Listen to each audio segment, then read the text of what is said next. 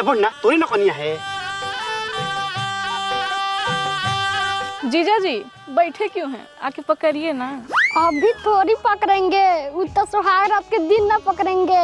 रे चुप। ए दीदी, बाना जीजा तो बड़ी छिनार है। खाली एक बार शादी हो जाए, मार सैंडल बाना के सारा छिनरई छोड़ा देंगे। जीजा जी बैठे क्यों हैं, हाथ पकड़ के चढ़ाइए ना दीदी को स्टेज पर।